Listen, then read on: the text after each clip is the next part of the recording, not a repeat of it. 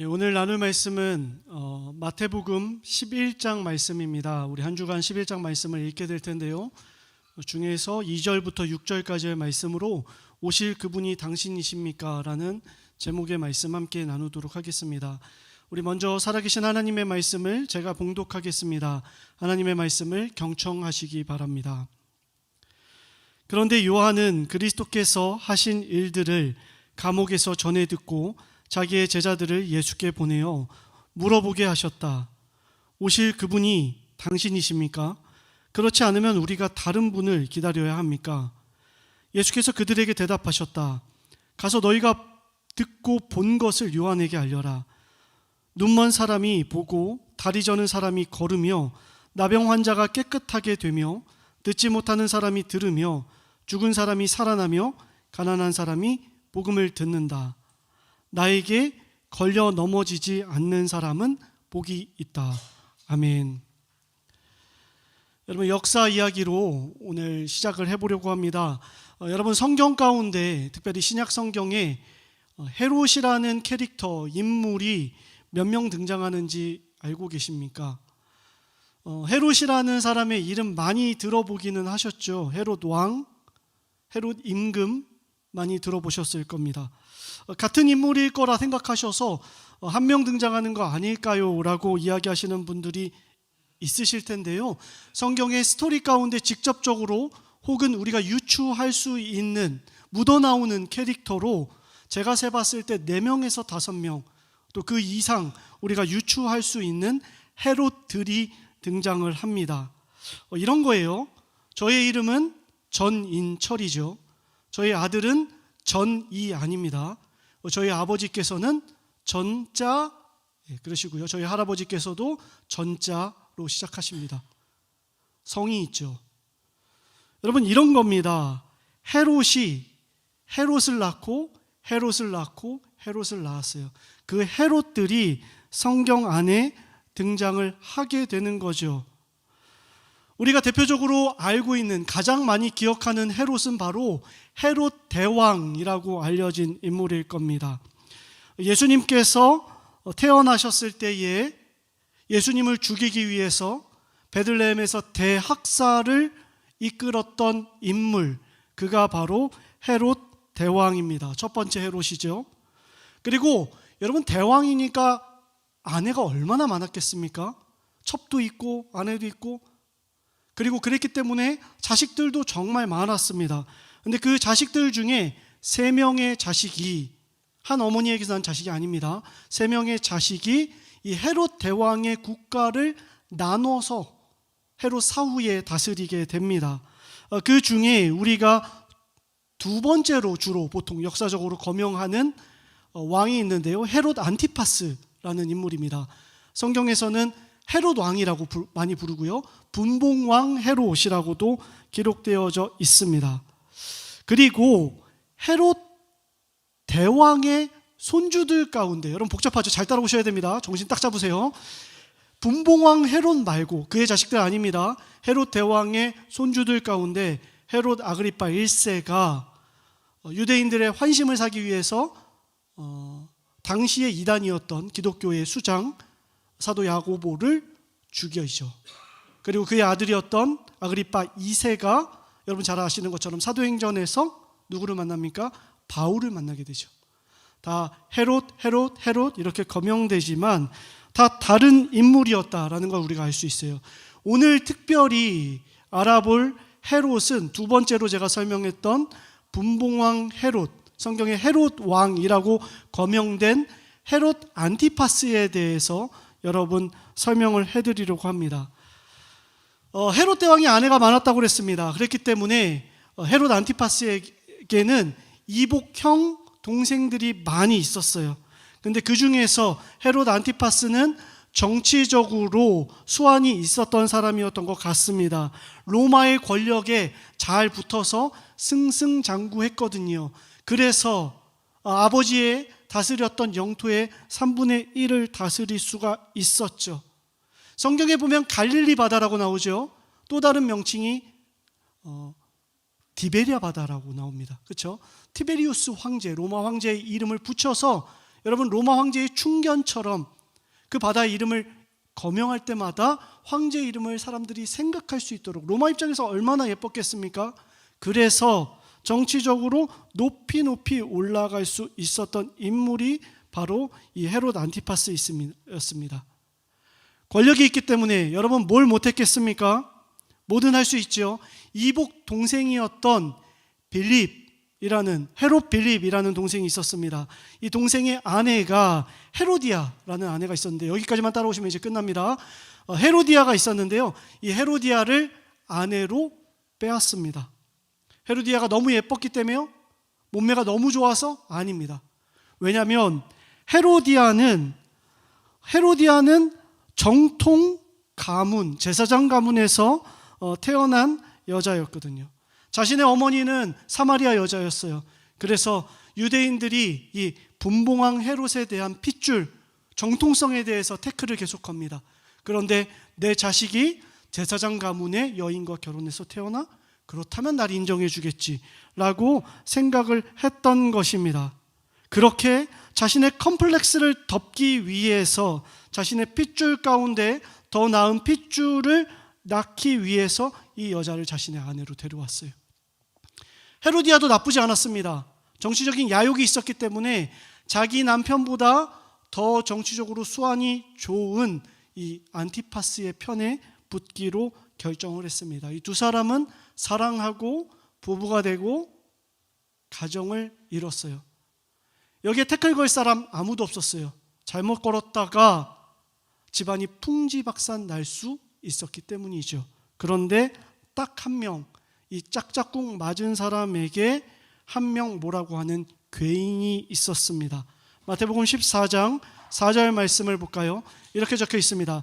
그것은 요한이 헤롯 안티파스에게 그 여자를 차지하는 것은, 그 여자가 누굽니까? 헤로디아를 차지하는 것은 옳지 않습니다 라고 이야기를 한 것이죠. 여러분, 왕이요 첩을 거스리는 거 뭐가 문제겠습니까? 당시 사회에서요, 문화에서요, 괜찮죠. 그런데 이거는 다릅니다. 권력 욕구를 위한 율법을 어기는 간음 행위였어요. 지저분하게 얽힌 죄였다는 거죠. 그래서 세례 요한이 직언합니다.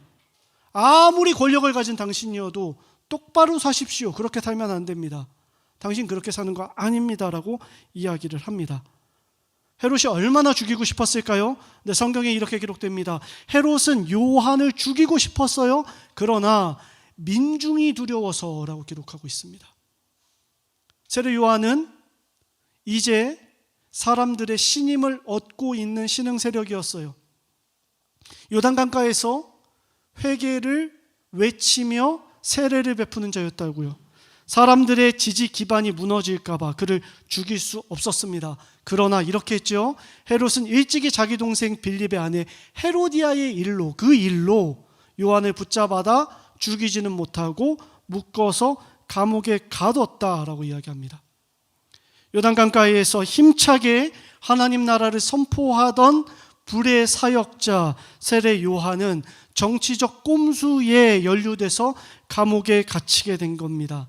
성경은 이 요한의 투혹과 예수님의 사역의 관계에 대해서 마가복음과 마태복음에 이렇게 기록합니다. 요한이 잡힌 뒤에 예수님께서 갈릴리에 오셔서 하나님의 복음을 선포하셨다. 마태복음입니다. 예수께서 요한이 잡히셨다는 말을 듣고 갈릴리, 특별히 우리가 봤던 것처럼 가버나움이라는 도시를 중심으로 하나님의 나라를 선포하고 아픈 사람들을 치유하고 죽은 사람을 일으키고 고치고 회복하는 놀라운 사역들을 펼쳐가셨다. 두 가지를 알 수 있죠. 예수님께서는 예루살렘, 서울과 수도권에서 창당한 것이 아니라 저기 지방의 중소도시에서 깃발을 드셨다. 두 번째, 요한의 시대가 저물자 이제는 예수님의 시대가 도래했다. 세례 요한 한번 생각해 볼까요? 감옥에서 이제 아무것도 할 수 없습니다. 수족이 묶였어요. 이제는 더 이상 내가 그렇게 바라는 하나님 나라를 외칠 수가 없어요. 그런데 바깥에서는 예수님이 말씀도 전하고요, 기적도 행하고요, 귀신도 쫓아내고요, 치유도 행합니다. 여러분, 세례 요한의 심정이 어땠을까? 말씀을 준비하면서 제가 평생 특별히 사역자로 말씀을 전하면서 한 번도 묵상하지 않았던 그 세례 요한의 감옥에서의 심정을 묵상해 봤습니다. 요한 어땠을까? 세례 요한, 내 사역 다 끝났다. 이제 70세 정년 다 마쳤고 이제 뒷세대가 귀하게 사역하겠지라고 하는 어르신 목회자분들처럼 그런 마음으로 툴툴 털고 일어났을까? 나이도 아직 창창한데. 좀 불경한 이야기지만 제 마음은 그렇지 않았습니다. 예수님의 인기가 부럽고 때로는 시기가 나지 않았을까? 내가 메시아라고 그리스도라고 외쳤지만 그래도 수족이 묶인 나의 이 상황이 답답하고 갑갑하지는 않았을까라는 생각을 해보게 됐어요. 환경 때문에. 최근에 제가 정말 존경하던 목사님 한 분께서 또 윤리적인 문제로 넘어지셨다는 이야기를 또 듣게 됐습니다. 너무나도 슬픈 이야기죠. 근데 이제는 감흥이 없더라고요. 예전에는 가슴이 아프고 혼란스럽고 몇 달 동안이나 제가 가슴이 먹먹하고 힘들었거든요. 근데 이제는 아이고 또 터졌구나 정도로 생각하게 되는 제 자신이 슬프더라고요. 그런데 한 가지 목표가 생겼어요. 내 사역 마무리할 때까지 아내 꽁무니 잘 쫓아다녀야겠다. 더 투명하게 살아야겠다. 내 환경을, 내 장치를 내 스스로 조금 더 철저해야겠다. 왜요? 여러분, 저는 단언컨대 그분들이 처음부터 작정하고 그렇게 사역 시작하셨을 거라 생각하지 않습니다. 옹호하는 거 절대 아닙니다. 여러분 잘 아시잖아요. 하지만 환경적인 그 요소 부정하지 못할 것 같다. 그분들을 넘어뜨리는 일에 사용되지 않았을까? 여러분, 세례자 요한 한번 생각해 보세요. 낙타토롯을 입었습니다. 메뚜기와 석청을 먹었습니다. 그리고 광야에서 생활하면서 찬바람과 뜨거운 태양을 맞이하면서 철저히 자신을 관리했어요. 그 세례 요한에 대해서 예수님께서도 이렇게 말씀하시죠. 너희가 뭐를 보러 광야에 갔느냐? 바람에 흔들리는 갈대냐? 아니면 화려한 옷을 입은 사람이냐? 세례 요한 그런 존재 아니다. 철저하게 유혹을 차단하기 위해서, 사명자의 삶을 살아내기 위해서 노력하고 헌신했던, 환경을 제어했던 사람이다 라고 이야기하고 있다고요. 그럼에도 불구하고 여러분 상상해 보세요. 환경이 이제는 바뀌었다고요. 감옥에 갇혔다고요. 또 하나의 환경이 어쩌면 왕궁보다 그에게 더 견디기 힘든, 복음을 전파할 수 없는 상황이 그에게 초래했다고요. 자신은 이런데 예수 그리스도께서는 건초에 불 붙듯이 놀랍게 사역하시는 모습을 보면서 인간적으로 부럽지 않았을까? 그 대상이 메시아이고 그리스도라 하실지라도 세례 요한 여전히 인간이잖아요. 저는요, 제 상상 속의 세례 요한은요, 예수님이 한없이 부러웠을 것 같아요. 그리고 이런 상상도 충분히 하지 않았을까라는 생각을 저는 해봅니다. 나를 끄집어 주실 만도 한데, 나를 감옥에서 좀 건져 주실 만도 한데, 죽은 자도 살리셨다는데 내 환경을 조금 변화시켜 주실 만도 한데, 강인하던 그의 마음이 조금의 섭섭함과 감정적인 스크래치가 나지는 않았을까? 여러분이 어디까지나 저의 상상입니다. 그러나 존경하는 유진 피터슨 목사님께서 성경을 읽을 때 상상하는 것, 유대인들이 탈무드를 지었던 것처럼 상상하는 거 괜찮다, 거룩한 상상이다 라고 말씀하셨기 때문에 저 역시도 상상의 날개를 펴서 마음껏 말씀을 묵상해 봅니다. 여러분, 그 세례 요한이요, 제자들 시켜서 예수님에게 이렇게 이야기하죠. 감옥에 가서 예수님께 물어봐봐. 뭐라고 물어봅니까? 오실 그분이 당신이십니까? 당신 정말 그리스도십니까? 당신 정말 메시아십니까?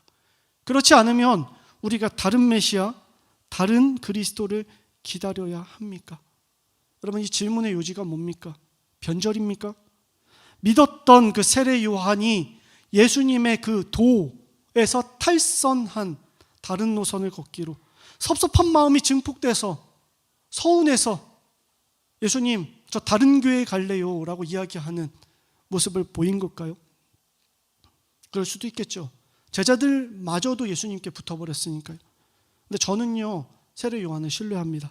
그의 강직함과 사역자로서의 훈련함이 이때까지 저는 작용했을 거라고 봐요. 그리고 성경을 읽다가 다른 무언가를 보게 됐습니다. 여러분, 세례 요한은 그리스도 대신 예수님을 기다리며 세상에 이렇게 외쳤었습니다. 그는 손에 키를 들고 있으니 타작마당을 깨끗이 하여 알곡은 곳간에 모아들고 쭉정이는 어떻게 한다? 꺼지지 않는 불에 태우실 것이다 라고 이야기하고 있어요. 세례 요한은요, 예수님을 자신보다 크신 분이라고 이미 언급했어요. 내가 그분의 신발끈 묶는 그 종로로 나는 못합니다 라고 이야기했습니다. 그리고 사역하면서 그분에 대해서 이렇게 예언했어요.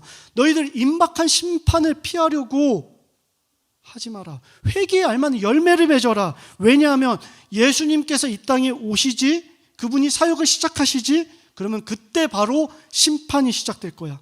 그때 예수님께서 양과 염소를 나누듯이 사람들을 나누실 것이고, 알곡은, 쭉정이는 합당한 대로 행하실 거야. 쭉정이 태워버리실 거야. 벌을 면치 못할 거야. 의인들이여 조금만 버티십시오. 곧 그리스도 메시아께서 오십니다. 그런데 예수님께서 오셨어요. 사역도 시작하셨어요. 여러분, 요한의 마음이 얼마나 떨렸을까요? 감옥에서 조만간 감옥에 난리가 나겠네. 고통 가운데 있는 자 신원받고 고통을 줬던 자 불받아 되겠네 라고 기대하면서 신났을 겁니다. 그런데요, 요한의 귀에 들리는 소리가 그것과 달랐던 겁니다. 죄인들을 용서했대요. 그들과 식탁까지 나눴대요. 심판을 기대했는데 회복의 일들이 자꾸 여기저기에서 들리는 겁니다. 내가 생각했던 그리스도, 내가 생각했던 메시아와 실제로 일어나고 있는 메시아 사건이 너무나도 격차가 큰 거예요. 나는 이런 그리스도 예수님을 기대했는데 왜 이런 일들이 자꾸 일어나지? 그러면서 물어보는 거예요. 화나서 삐져서가 아니라 정말 당신이 성경에 말하는 그리스도 맞습니까?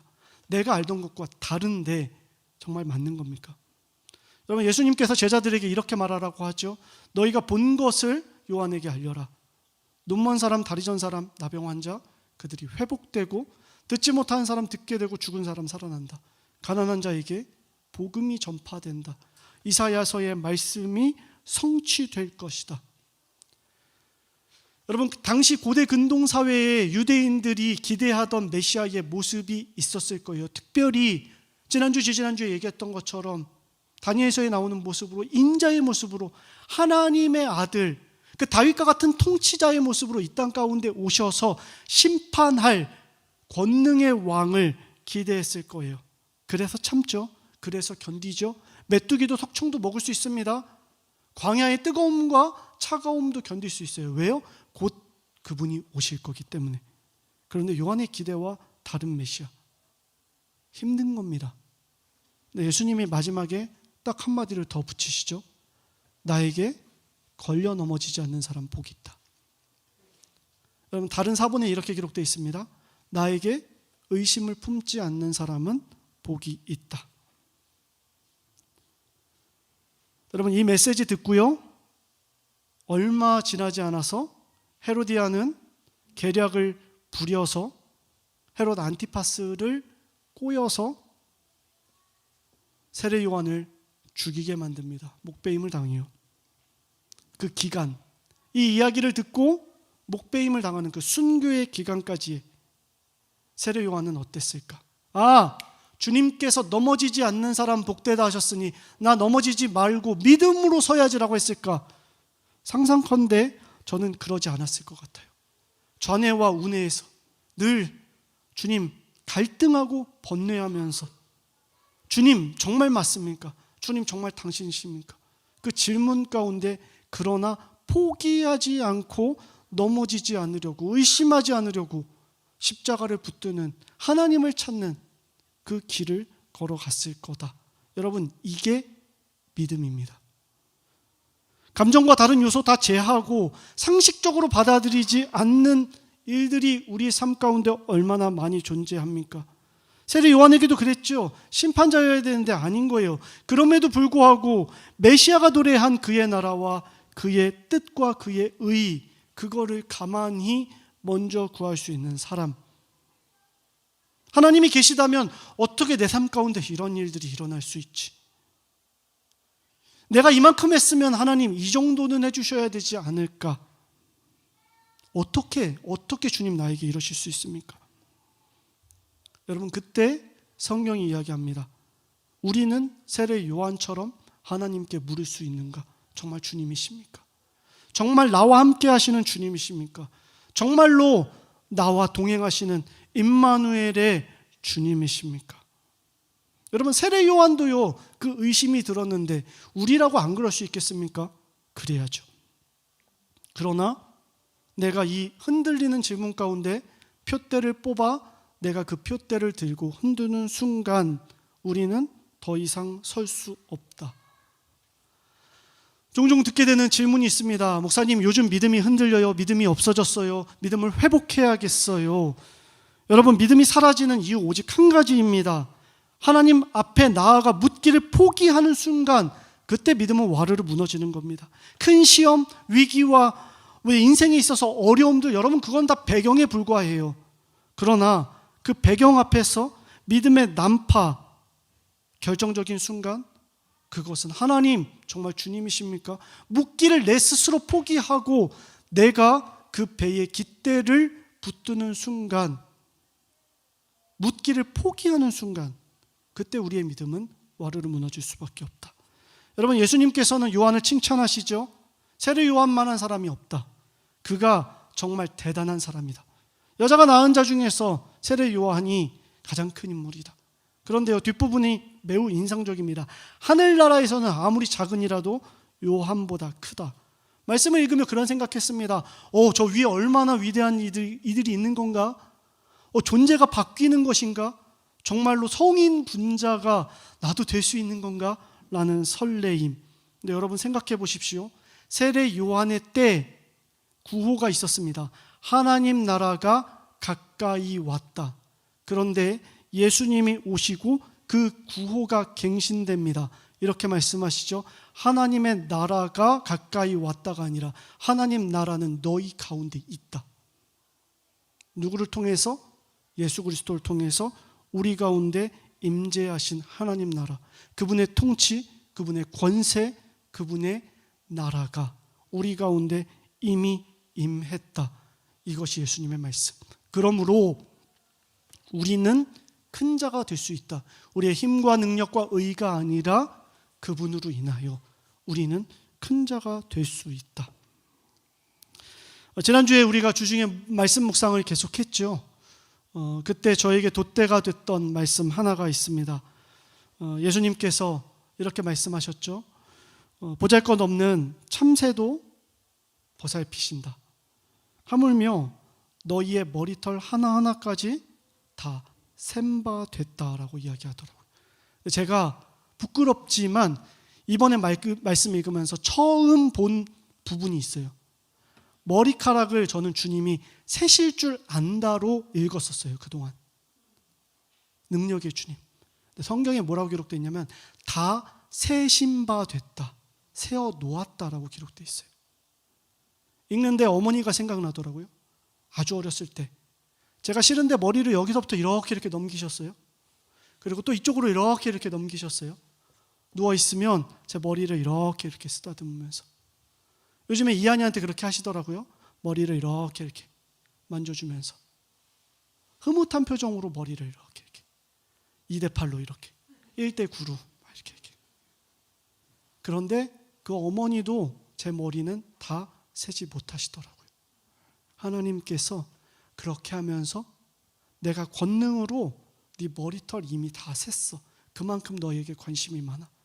너희 가운데 있다. 그런데 너희 가운데 그냥 있는 게 아니라 머리털까지 다 세고 셀 수 있는 능력의 주님으로 너희와 함께하고 있어. 정말 주님이십니까? 의심해도 괜찮아? 그러나 그 가운데 내가 너희와 함께 있으니 오늘도 담대한 마음으로 그 의심 가운데 나랑 같이 걸어가자.